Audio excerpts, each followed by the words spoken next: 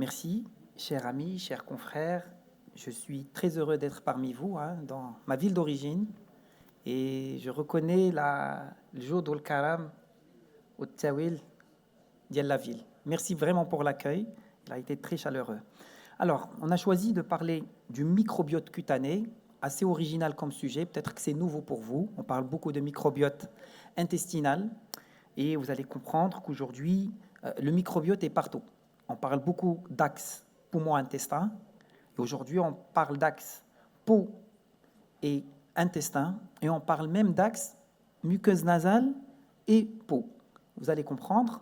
On va voir ensemble une grande revue bibliographique pour comprendre que aujourd'hui, on traite beaucoup de pathologies en renforçant l'immunité intestinale.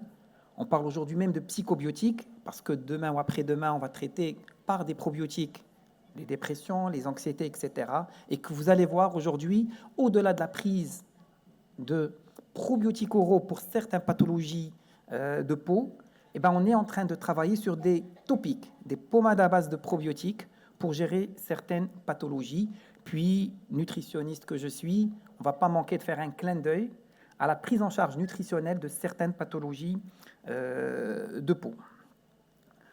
On va bien entendu faire un petit rappel du microbiote intestinal parce qu'ils ne sont pas dissociés en parlant de la dysbiose et de ses conséquences avant de s'attarder sur le microbiote cutané, cet axe intestin-peau, les applications cliniques et les conseils nutritionnels dans certaines pathologies dermatologiques. Pour finir, en conclusion, comment prendre soin de son microbiote. Donc, le microbiote intestinal, bien entendu, il y a une explosion de connaissances ces dernières années. Cette nouvelle appellation tendance qu'on appelle microbiote, on sait bien que c'est 100 000 milliards de cellules et que c'est 10 fois plus que nos propres cellules. Ça veut dire qu'aujourd'hui, on est à 90% bactérien. Et je dis toujours ça. Des fois, je me pose cette question philosophique, qui est l'autre dans l'histoire? Qui utilise l'autre et qui vit avec l'autre? Donc, est-ce que c'est vraiment eux qui nous utilisent ou le contraire? Alors, il faut comprendre que le microbiote, c'est une vraie empreinte digitale. Parce qu'on a entre 800 et 1000 espèces, et les 2 tiers sont propres à chacun son histoire, et chacun son microbiote. Comment est né le microbiote? Bien entendu, le bébé, il est axénique, il a une flore stérile dans le ventre de sa maman, et dès qu'il ouvre la bouche dans le monde extérieur, eh bien, les premières colonies de microbiote commencent à coloniser son intestin. Ça commence par les germes vaginales, intestinales, cutanées, environnementales. Et la première bactérie, c'est le strepto, puis plutôt le colibacille, puis le strepto, pour finir avec les bifidobactéries. À partir du 3e jour, cela dépend du mode d'alimentation. C'est pour ça qu'on privilégie toujours l'allaitement maternel. Les bifidobactéries et les lactobacilles sont les meilleurs, et ceux-là viennent plutôt par la voie du sein, par l'allaitement maternel. Sinon, quand il y a des bébés qui prennent le lait pharmaceutique, le lait préparé, c'est plutôt des entérobactéries et des clostridies, c'est pas la même chose. Et dès la fin du 2e mois, 80% de la flore est déjà mise en place. Avec la diversification alimentaire, il se diversifie, se stabilise, et puis vers l'âge de 2 ans, il a un microbiote qui est proche de l'adulte. Aujourd'hui, on parle beaucoup des 1000 premiers jours, et c'est des consensus internationaux sur l'importance de ces 1000 premiers jours avant la conception, lors de la grossesse, les modes d'accouchement, d'allaitement, jusqu'à l'âge de 2 ans, parce que tout se joue dans cette période-là. Et bien sûr, plusieurs facteurs influencent ce microbiote. Je vais commencer d'abord par le mode d'accouchement. C'est pas pareil, parce que la césarienne empêche la colonisation par la flore de la maman. Ensuite, le type d'alimentation, lait maternel ou lait maternisé. Et puis, et je n'arrête pas de le dire, la prise d'antibiotiques de la maman à l'accouchement et de l'enfant avant l'âge de 2-3 ans. Très important. On n'est pas là pour stigmatiser les antibiotiques. On sait que les antibiotiques ont sauvé des vies. Il n'y a qu'à voir le taux de mortalité par infection après l'avènement des antibiotiques, mais il faut utiliser les antibiotiques d'une manière réfléchie en protégeant l'intestin de l'enfant. Quand on prend des antibiotiques sans protéger l'intestin, les conséquences sont terribles.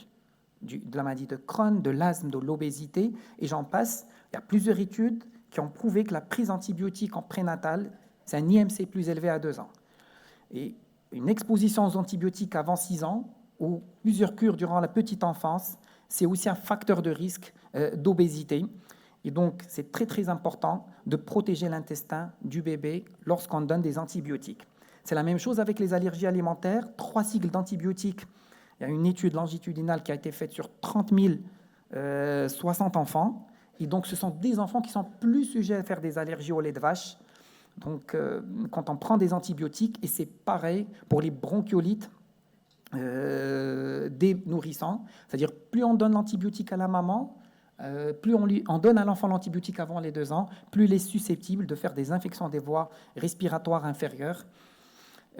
C'est pareil pour l'IMICI, et je parle surtout de la maladie de Crohn, puisqu'une étude a montré que le risque de MICI est de 4 à 8% pour chaque cycle d'antibiotiques chez un enfant avant l'âge de 2 ans.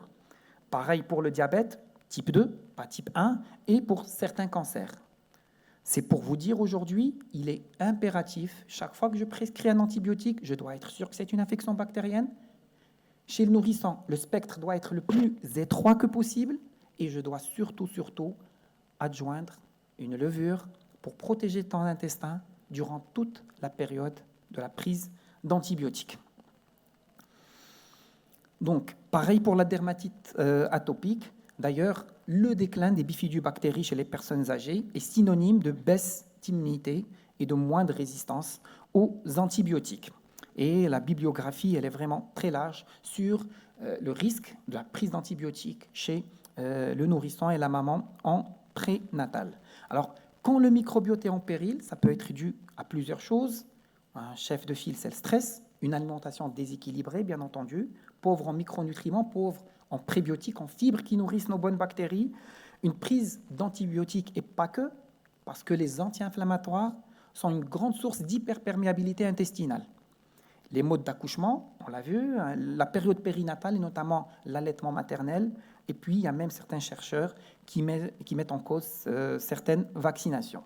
Et quand j'ai la dysbiose, eh bien oui, la dysbiose, c'est une prolifération de bactéries particulières qui, en fin de vie, libèrent ce qu'on appelle les lipopolysaccharides, et c'est ce qui donne une hyperperméabilité parce que ces polysaccharides passent de l'autre côté de la barrière, ils sont reconnus par notre système immunitaire comme un agent infectieux, et ça va devenir un phénomène d'alerte qui se changera en inflammation chronique, qui deviendra une pan-inflammation, et ça peut créer beaucoup de problèmes de santé auto-humains, d'anxiété, de dépression, de stress, etc.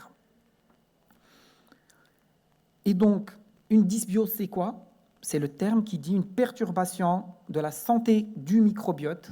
Comment on peut savoir qu'on a une dysbiose? C'est plusieurs pathologies qui peuvent apparaître, dont le fameux syndrome de l'intestin irritable, la colopathie, le ballonnement avec douleur abdominale, des gastroentérites répétées, une diarrhée dès que je prends un antibiotique, des allergies chez les jeunes enfants, des maladies inflammatoires comme le Crohn. 50% des gens qui ont un syndrome de l'intestin irritable ou qui ont une dysbiose ont une fibromyalgie ou un syndrome de fatigue chronique. On parle même de dysparonémie chez les femmes et, on l'a vu, l'obésité et le diabète. Alors, on va passer au microbiote cutané, l'objet de notre présentation. Bien entendu, on oublie que la peau est le plus grand des organes du corps et que ça constitue la première ligne de défense. C'est une triple barrière de protection. Physique, elle protège nos organes internes, chimique, grâce aux sécrétions de la peau, et puis immunitaire, grâce aux cellules défensives pour empêcher la colonisation et les infections par les microbes pathogènes. Et la peau a son propre microbiote. Ce sont des bactéries, comme l'acnéis, le staphylococcus epidermis, etc., des champignons, comme la malassezia, des virus, comme le papillomavirus, et des parasites, y compris des acariens, comme le démodex. Et ces micro-organismes vivent en harmonie et forment collectivement le microbiote cutané. La peau n'est pas pareille partout, puisqu'elle est sèche au niveau des avant-bras et la paume de la main, elle est grasse sur le visage et la poitrine et le dos, et humide au niveau des aisselles, des plis du coude, des narines, à l'arrière du genou et de l'aine. Chacune abrite un microbiote caractéristique et adapté à son environnement spécifique. Et puis, on a la zone au niveau des pieds, les ongles, les talons et les espaces entre les orteils. Et la variation du microbiote cutané dépend de la profondeur. Plus on pénètre, dans le derme, moins on trouve de bactéries. Et plus ceci ne ressemble pas d'une personne à l'autre, plus on va en profondeur et plus le microbiote cutané est spécifique à chaque personne. Et comment il évolue le long de la vie? C'est comme le microbiote intestinal. Il va passer par différentes phases. Il est stable au fil du temps, le microbiote cutané. À la naissance, par voie basse, il va recevoir de la maman les bactéries vaginales, et notamment c'est du lactobacillus et des candida albicans, tandis que les bébés qui sont nés par césarienne, c'est plutôt du streptocoque et du staphylocoque. Et à la puberté, le taux de sécrétion d'hormones de croissance explose et la peau devient plus grasse et elle va sélectionner des micro-organismes qui sont mieux adaptés, qui vont persister jusqu'à l'âge adulte. La peau se modifie avec l'âge, le microbiote se modifie avec l'âge, et plus on avance, et plus il va se raréfier. On sait très très bien que la personne âgée, elle a un microbiote comme l'intestin qui la protège de moins en moins. Et donc, bien entendu, c'est une diversification cutanée, et on a des groupes de microbiotes qui sont dominants. Alors, pourquoi il est important le microbiote cutané? Parce que pour remercier son hôte, puisqu'on lui procure la nourriture, il va nous protéger contre les pathogènes par sa présence physique et par la sécrétion de molécules antibactériennes et acides. Et dans l'immunité aussi, parce qu'il va stimuler les mécanismes de défense immunitaire de l'épiderme et du corps. Il va inhiber l'inflammation lorsque cela s'avère nécessaire. Quelles sont les maladies associées à un déséquilibre du microbiote cutané? Bien entendu, la composition du microbiote dépend de beaucoup de choses, la caractéristique de l'hôte, l'âge, le sexe, le gène, l'état du système immunitaire, l'alimentation et le niveau de stress, l'environnement, le mode de vie, l'hygiène domestique et personnelle. On parle beaucoup aujourd'hui des gels antiseptiques, on parle beaucoup des produits, des détergents ménagers qui détruisent la flore cutanée, le cadre de vie, la situation géographique, l'exposition au soleil. Il y a des facteurs comme le stress qui modifient aussi bien le microbiote intestinal que cutané, et puis la prise de certains médicaments, on en a parlé, les antibiotiques. Et les bactéries qui auparavant avaient un effet bénéfique sur l'hôte se retournent contre la peau et ils deviennent pathogènes. Et il y a de nombreuses affections communes de la peau qui sont associées à ces dysbioses cutanées. Quelles sont les maladies qui sont liées à ce déséquilibre? Il y a des maladies qu'on connaît tous. On va parler de ces 3 maladies-là. Donc, il y a l'acné, il y a la dermatite atopique, il y a le psoriasis, et puis il y a la dermatite séboréique, la coupérose, ou encore plus loin, le cancer de la peau. Comme il y a certaines maladies bénignes qu'on voit souvent, qui sont dues aussi à une dysbiose cutanée, comme par exemple l'érythème fessier, ou la peau sensible, ou les gènes, ou une irritation au moindre contact. Et donc, la peau est exposée en permanence à différents facteurs exogènes. On parle de la chaleur, du soleil, des rayonnements UV, etc. Il y a aussi l'individu, parce que chacun n'est pas armé comme l'autre. Il y a des gens qui sont plus sensibles, qui présentent plus d'allergies, et tout ça peut affecter les propriétés physiques, mécaniques ou microbiennes de la barrière cutanée. Et donc, finalement, le microbiote joue un rôle important dans la cicatrisation des plaies et même dans l'odeur corporelle qui peut être spécifique d'une personne à l'autre, parce qu'il y a des gens qui ont des odeurs plus nauséabondes ou là qui vont avoir plus de sueur que d'autres. Il y a une relation avec leur microbiote cutané. Et cet axe intestin-poumon, intestin-peau, il est essentiel à explorer parce qu'ils sont étroitement liés, parce qu'il y a un canal de communication qui est unique, qui est connu sous le nom de axe intestin-poumon. Et donc, différentes maladies communes de la peau, telles que l'acné, la dermatite atopique, le psoriasis, sont liées à une dysbiose intestinale, parce qu'on le sait très très bien, quand il y a une dysbiose, il y a une hyperperméabilité, et cette hyperperméabilité, elle va permettre, c'est une cassure de la barrière intestinale, ce qui va permettre aux lipopolysaccharides dont on a parlé dans la dysbiose de passer de l'autre côté de la barrière et de créer de l'inflammation qui va se répercuter sur la peau et qui va créer des pathologies de la peau. Donc, il y a les pathologies bénignes, comme la peau sensible, où la barrière cutanée serait impliquée, où il y a une atteinte de la couche cornée des sujets sensibles, et donc il y a plus de pénétration d'agents chimiques environnementaux et microbiens qui rend cette peau plus sensible. il y a l'érythème fessier du nourrisson. Pourquoi? Parce que c'est une peau qui est exposée au frottement de la couche, à l'hydratation excessive, à un pH qui est variable, notamment avec le contact des urines et des selles, et ça devient un terrain de jeu pour le Candida albicans et le Staphylococcus aureus. Ils sont impliqués dans l'état d'érythème fessier.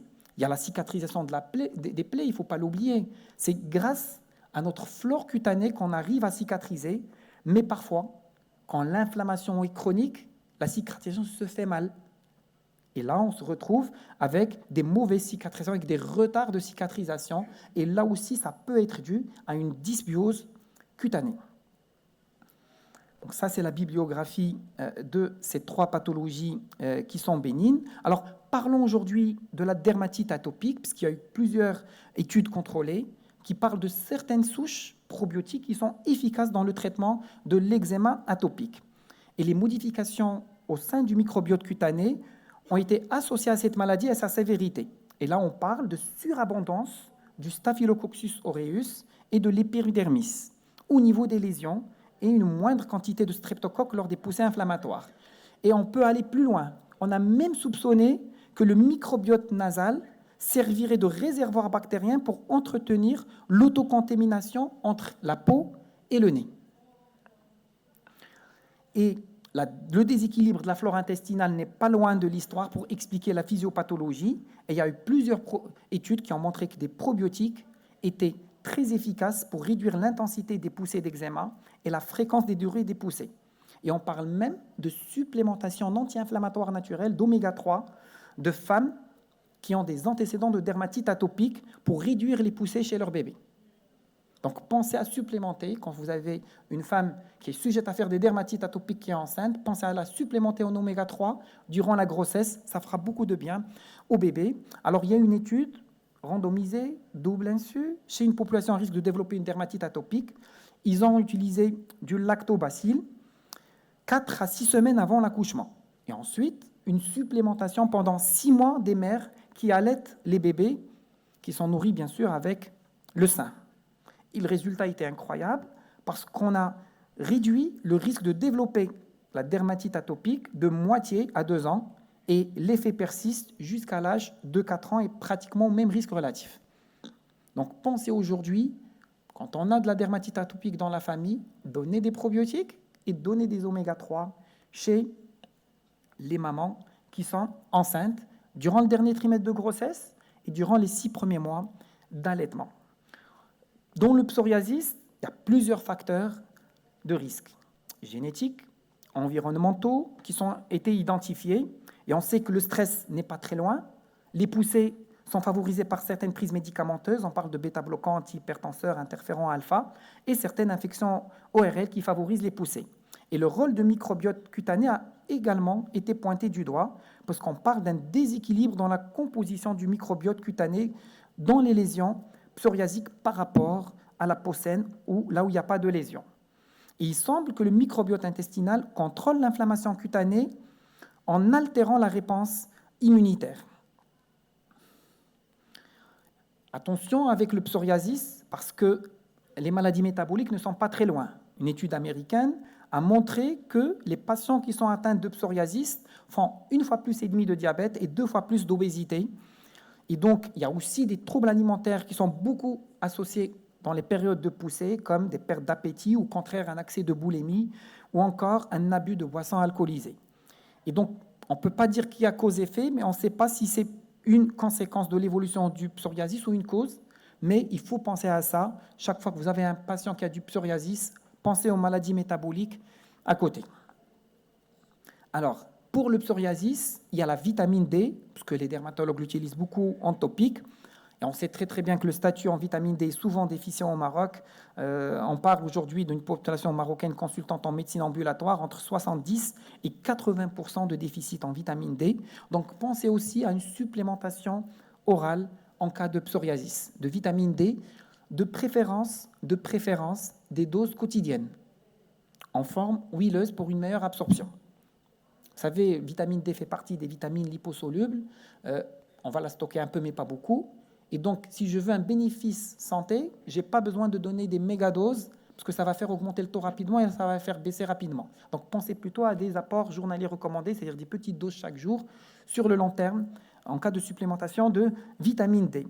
Les données scientifiques sont encourageantes pour le régime sans gluten, puisque des personnes atteintes de psoriasis souffrent de sensibilité en gluten, et puis des études récentes ont révélé qu'il y a grand avantage d'avoir un régime méditerranéen, végétarien à base de riz, riche en fruits et légumes, d'huile d'olive, sans viande rouge, ni aliments raffinés, ni alcool, plus un supplément en huile de poisson, en oméga 3. Je peux utiliser l'huile de foie de morue, qui est une excellente source de vitamine D et d'oméga 3. Bien entendu, il ne faut jamais oublier qu'il y a un rapport oméga 6, oméga 3. Le rapport idéal, c'est de 1 sur 4.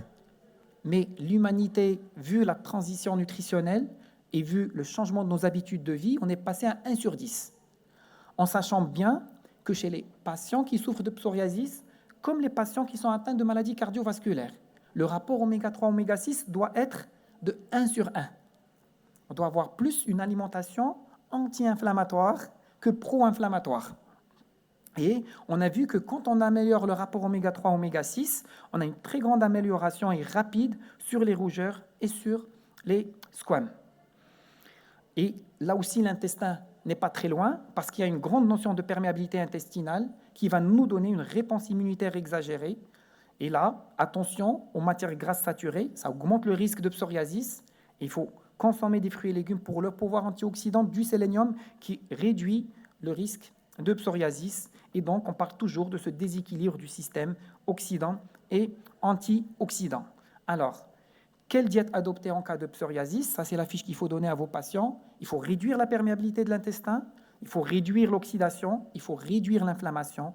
Donc, plus de céréales complètes, éviction du gluten, fruits et légumes, oméga 3, des bonnes protéines maigres, des aliments riches en sélénium, je parle des noix de Brésil, moins de produits céréaliers affinés et moins de sucre. Je vais encore revenir aux produits céréaliers affinés. Ça n'a rien à voir. Quand vous partez faire votre blé vous-même et que vous le broyez avec tous ses composants, que quand vous achetez du blé complet ou même intégral en supermarché.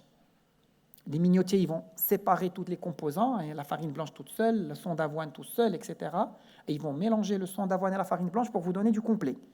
Et ça n'a rien à voir, parce qu'une fois qu'il va rentrer dans l'organisme, c'est de la farine blanche et du son d'avoine. Et ce n'est pas du complet. Donc, moi, je vous invite à faire votre blé vous-même. Aujourd'hui, c'est accessible partout. Alors, conseils pratiques au quotidien pour suivre la diète spéciale psoriasis. Il faut penser au jus de légumes, au lieu de jus du fruit, au lieu de cocktails alcoolisés. Au petit déjeuner ou en collation, les noix de Brésil sont riches en sélénium pour couvrir les besoins en sélénium. Une fois par jour, l'eau et le petit lait, une meilleure source de probiotiques. Toujours commencer le repas par une crudité, manger lentement, dans le calme, bien mâcher. Le repas doit durer au moins 20 minutes. Là, je peux parfaitement poser mes couverts en chaque de bouchées pour m'imposer un rythme lent de repas. Et puis, cuisiner à la vapeur pour préserver la perméabilité intestinale, éviter les fritures, les panures, les grillades haute température, le high fry. C'est une haute température de cuisson, même s'il n'y a pas d'huile. C'est les mêmes effets nocifs, cancérigènes, maillards que la friture. Donc, c'est juste un produit à la mode. Donc, privilégiez plutôt les modes de cuisson doux. Et voilà la bibliographie pour la nutrition lors du psoriasis, que je partagerai avec vous par la suite. Alors, on finit par l'acné et le rôle du microbiote cutané. Bien entendu, l'acné, il y a plusieurs paramètres qui sont impliqués, génétique, hormonal, hygiène de vie, et les causes sont multiples, mais ils ont une seule chose en commun, c'est la fameuse bactérie qui fait développer l'acné, qui est le Propionibacterium acneis. Et donc, ce germe, qui est naturellement présent sur la peau, se multiplie sous l'effet de l'excès de sébum et induit un déséquilibre dans le microbiote cutané. Et la peau réagit à cette dysbiose localement en créant un état inflammatoire. Et ça devient une maladie chronique. Et ça, c'est l'exemple type des bonnes bactéries cutanées qui nous gèrent à gérer l'inflammation, la cicatrisation. Mais quand ça devient chronique, ça devient pathologique. Et bien entendu, les maladies chroniques de peau, il y a une forte prévalence avec le stress, l'anxiété, la dépression, associée à des troubles fonctionnels intestinaux chez les personnes touchées. Et on revient toujours à cette hypothèse intestin, cerveau, peau, qui entretient la dysbiose et l'inflammation au niveau local et systémique. Alors, une question d'équilibre est en jeu. On parle toujours de dysbiose et la sévérité de l'acné, elle est corrélée à la baisse de la richesse bactérienne. On parle toujours de cette bactérie qui serait à la source de ce déséquilibre. Et donc, si on ajoute ça au staphylocoque, ils rentrent en compétition, ils vont nous modifier le pH cutané et ça déclenche plus d'inflammation. Et là, ça ouvre la voie vers une nouvelle famille de traitements anti-acnéiques qui sont fondés sur la restauration du microbiote cutané, meilleure qualité. La peau serait alors capable d'empêcher la colonisation par des bactéries opportunistes. Aujourd'hui, on va parler de traitements sur mesure pour l'acné. On va parler de probiotiques en local ou en voie orale. Il y a plusieurs études qui sont en cours et il y a certaines souches qui ont montré beaucoup de bénéfices, Lactobacillus acidophilus et Lactobacillus paracasei, sur la barrière cutanée, la sensibilité de la peau et l'hydratation et les fonctions épidermiques. Moi, je donne systématiquement aux patients, aux jeunes filles qui viennent chez moi, aux jeunes garçons qui ont de l'acné, je leur fais systématiquement une cure de symbiotiques. Et je vois qu'il y a une amélioration plus rapide des traitements topiques, c'est-à-dire de la prise en charge de l'acné. Bien sûr que les causes sont multiples. Je vais revenir à cette notion d'hyperinsulinisme. Elle est importante à comprendre parce que c'est de là qu'on comprend le régime alimentaire. Un régime riche en hydrates de carbone... 3 minutes. J'ai 45 minutes, non? Non, 30 minutes. D'accord. J'ai cette notion d'hyperinsulinisme qui va stimuler les facteurs de croissance et qui va inhiber plutôt les facteurs qui luttent contre l'inflammation. Et donc, un régime alimentaire, je dois avoir aussi un bon rapport oméga 3, oméga 6, un régime à bas index glycémique qui est basé sur la réduction de la consommation de sucre, qui doit favoriser les aliments à bas index glycémique, limiter la consommation de lactose et adopter un régime riche en micronutriments et faire le plein d'oméga 3. Donc, produits raffinés et sucres sont à bannir, lait et produits laitiers sont à bannir aussi, et puis tout ce qui est sel, graisse saturée et trans, produits industriels transformés, et je dois éviter la sédentarité. Consommer 2% de poissons gras par semaine, cuisiner au maximum et éviter les plats pré-préparés et transformés, utiliser de l'huile d'olive et de l'huile de colza pour l'assaisonnement des salades, des oléagineux en collation, une bonne portion de protéines à chaque repas, des graines de lin, des graines de chia sur vos yaourts, dans les soupes, choisir des pains et des féculents complets et faites des pâtisseries à base de farine complète, à base de farine d'avoine, à base de farine de lentilles. Aujourd'hui, il y a beaucoup de choix. Évitez la salière à table et toujours, je parle de jus de légumes au lieu de jus de fruits et de boissons alcoolisées. Donc, en conclusion, ça c'est juste les références de l'acné. Donc, comment prendre soin de son microbiote? Le microbiote cutané et intestinal joue un rôle important pour la santé de la peau. La réponse n'est pas si simple, parce qu'aujourd'hui, il y a des bactéries ou des levures bénéfiques pour reconstituer et enrichir le microbiote existant. On peut remplacer un microbiote qui ne remplit pas bien sa fonction, et on peut modifier le microbiote à telle sorte qu'il fonctionne correctement afin d'améliorer la santé de notre hôte. Donc, plusieurs voies sont en cours. On parle aujourd'hui de préparation orale pour traiter le microbiote cutané. Je peux vous parler de certaines souches. Donc, on va passer ces diapositives. Par exemple, l'acné, on va parler d'un cocktail de lactobacilles et de bifidobactéries. Le psoriasis, on va parler de bifidobacterium longum, bifidobacterium lactis ou lactobacillus rhamnosus. La dermatite séborrhéique, on va parler du lactobacillus paracasei. Donc, il y a des études qui sont en cours et qui donnent de bons résultats. Aujourd'hui, on travaille même sur des préparations locales, c'est-à-dire des topiques à base de probiotiques. Et donc, la dermatite atopique, par exemple, c'est le mucosa. La dermatite séborrhéique, c'est la Vitressolia filiformis. Donc, il y a des études qui sont en cours et demain ou après-demain, on aura en tube aussi des probiotiques. Alors, je reviens pour finir à cette notion de médecine intégrative. C'est l'alimentation saine. C'est aujourd'hui qu'on a assez de littérature pour comprendre le lien entre le microbiote cutané et les maladies de peau, mais néanmoins, le traitement local reste indispensable et indissociable. Donc c'est important de le savoir. Je vous remercie vraiment pour votre approche et j'aimerais conclure. Alors, on va passer à la bibliographie rapidement. Donc pour tous ceux qui désirent avoir ma présentation, ils n'ont qu'à m'écrire à mon mail karim@kwali.ma. Et pour finir, j'ai une bonne nouvelle à vous annoncer. En fait, un projet de 2 ans qui me tient beaucoup à cœur. Le site web, c'est asmh.ca, l'Académie supérieure des médecines holistiques. C'est une académie canadienne de formation en nutrition, en homéopathie, en phytothérapie, 100% en ligne, 100% dédié pour l'Afrique, 100% autonome, vous pouvez faire ça chez vous. Donc c'est quelque chose sur laquelle on travaille avec plusieurs partenaires pendant longtemps. Donc je vous invite à visiter le site et je suis prêt à répondre à des questions s'il y en a. Merci. Merci, Dr Louali, de votre présentation riche et claire. Et on prend 2 ou 3 questions de la salle. Oui.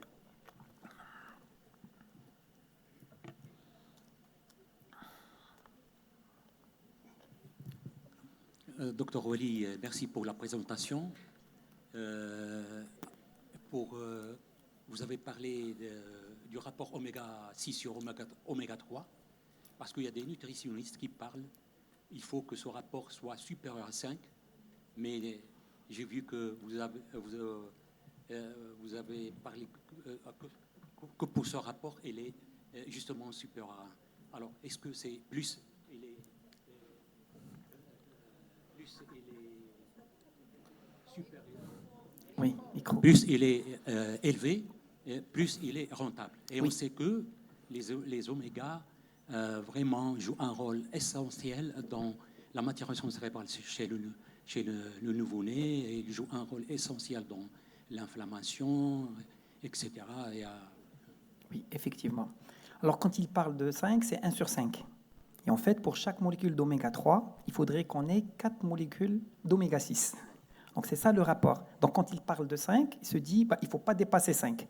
Alors, ce qu'il faut savoir, c'est qu'aujourd'hui, on est à 10.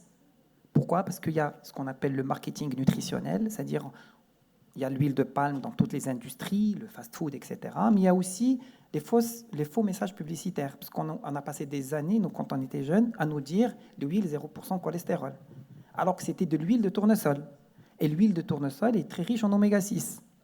Et donc, tout ça a changé le rapport mondial des oméga 3 oméga 6. Bien entendu, les oméga 3 sont pro-inflammatoires et anti-obésogènes. Ils sont plutôt anti-inflammatoires et anti-obésogènes, parce qu'ils s'incorporent dans la membrane adipocytaire, ils rendent plus fluide la membrane de l'adipocyte, et donc plus facile la vidange de la cellule adipocytaire, sans parler de l'effet anti-inflammatoire sur l'intestin, qui est pas... Aujourd'hui, on comprend que même dans les compléments alimentaires de la femme enceinte, les nouveaux compléments alimentaires intègrent des oméga 3 dans le complément alimentaire de la femme enceinte. Donc très très important, on a vu le lien avec la dermatite atopique, qui est une pathologie inflammatoire pure, que c'est très intéressant de supplémenter la femme enceinte en oméga 3. Merci pour ta question. Bonsoir docteur, on vous remercie de votre présentation qui était très enrichie. J'ai 2 petites questions, s'il vous plaît. Vous avez parlé de la femme enceinte et la femme allaitante pour l'oméga 3. Donc, vous avez dit 3e trimestre, puis 6 mois de l'allaitement. Mais vous n'avez pas précisé la dose, parce que est-ce qu'on passe avec forte dose, faible dose? En plus, on donne la vitamine D comme association à cette période aussi. À votre avis, quelle dose? C'est ma première question. Ma deuxième question, c'est à propos de l'oméga 6 et l'oméga 3. À votre avis, parce qu'on parle beaucoup de l'oméga 6 et l'oméga 3 actuellement, à votre avis, est-ce qu'on peut les associer ou on donne différemment les doses? Et ça, c'est très important parce qu'il y a des patients qu'on leur donne 2 produits en même temps. C'est difficile. Et je vous remercie de votre réponse. Très bien. Alors, concernant votre première question, quand on a une inflammation, on se contente des oméga 3. Parce que le but, c'est de ne pas apporter des molécules oméga 6. Donc ça, c'est clair. Bien sûr, on va donner aux doses usuelles, aux apports journaliers recommandés. Parce que tout excès de n'importe quel micronutriment va créer un effet inverse. Alors là, on l'a bien découvert avec le Covid et les supplémentations abusives de zinc. On se retrouve avec des gens qui font de l'inflammation partout.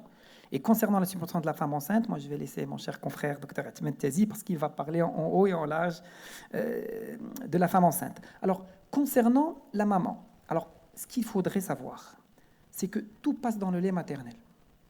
J'ai même eu, moi, des mamans qui allaitent, qui sont courageuses, et leurs bébés se sont fait opérer. Et grâce à une bonne nutrition de la maman, grâce à une bonne supplémentation de la maman en probiotiques, on a pu éviter à l'enfant de prendre des antibiotiques durant l'acte chirurgical. Ça passe. D'ailleurs, on peut aller plus loin que ça. De ma casquette d'enseignant, d'universitaire ou de chercheur, ça m'arrive de travailler avec l'agro-industrie dans plusieurs domaines. Et on a une expérience extraordinaire chez les éleveurs d'œufs, parce que je les ai accompagnés, l'association marocaine des producteurs d'œufs, et certains producteurs, on les a convaincus de changer dans l'alimentation des poules pondeuses les antibiotiques par les probiotiques. Et ça a très bien marché. Dans l'alimentation des poules pondeuses, on a mis des probiotiques au lieu d'antibiotiques, et ça a très bien marché, c'est-à-dire qu'ils n'ont pas eu plus de mortalité dans la population d'élevage que les autres éleveurs qui avaient pris des antibiotiques dans leur... Donc aujourd'hui, c'est pareil pour l'être humain. Moi, je le fais souvent, c'est-à-dire au-delà de la supplémentation qu'on donne classiquement chez la femme enceinte, je vais donner des probiotiques, surtout quand on a des risques comme la dermatite atopique, comme des maladies inflammatoires, et penser à la maman pendant l'allaitement, parce que généralement, une fois qu'elle accouche, on va l'oublier, on va la négliger. C'est le moment où elle a besoin de le plus de complémentation micronutritionnelle adéquate, parce qu'avec l'allaitement, vous savez, tout ce qu'elle mange se retentit sur la santé de l'enfant qu'elle allaite. Voilà, merci pour ta question, Alala.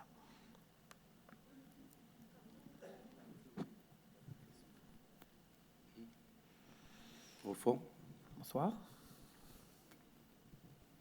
Alors, s'il vous plaît, on a vu l'impact du microbiote intestinal sur les maladies de peau, acné, psoriasis. Alors, quel serait le renforcement et l'amélioration de la flore intestinale sur l'Helicobacter pylori, surtout pour les gens qui ne veulent pas passer au traitement? Alors, là, je vais revenir. En fait, aujourd'hui, on est en train d'aller vers la spécialisation des bactéries. C'est-à-dire qu'on aura une souche pour chaque pathologie. Concernant l'Helicobacter pylori, vous savez, il y a le Lactobacillus reuteri, grâce à une technique qui s'appelle le pylopasse. En fait, il va faire coller l'HP sur son dos et l'arracher et l'éliminer par les selles. Mais malheureusement, les études qui ont été faites, ils ont montré un taux d'éradication entre 10 et 50%. Ce n'est pas une éradication totale. Alors, revenons au microbiote. Toutes les études sont claires. L'accompagnement du traitement, parce qu'il faut éradiquer l'HP quand il est là. Toutes les études ont montré qu'une supplémentation de probiotiques durant le traitement donnait une meilleure compliance au traitement, une meilleure résistance au traitement et un meilleur apport thérapeutique. C'est-à-dire on arrivait à plus éradiquer l'HP par rapport à ceux qui ne le prennent pas. Et celui qui se démarque de tous, ce n'est pas la peine d'aller payer cher, parce que déjà le traitement est cher, c'est le Saccharomyces boulardii. C'est celui qui a des études prouvées. Alors il faut donner la bonne dose, c'est 2 gélules le matin et 2 gélules le soir, durant les 10 jours, si j'opte pour la thérapie bismuth, ou durant les 15 jours, si j'opte pour la thérapie classique, trithérapie. Donc, mais faites-le, d'ailleurs, même chez les nourrissons. Moi, je dis aujourd'hui, je fais chaque fois exprès de parler des antibiotiques et des nourrissons. Aujourd'hui, c'est criminel de donner un antibiotique à un nourrisson sans protéger sa flore par une levure. Voilà. Merci pour votre question.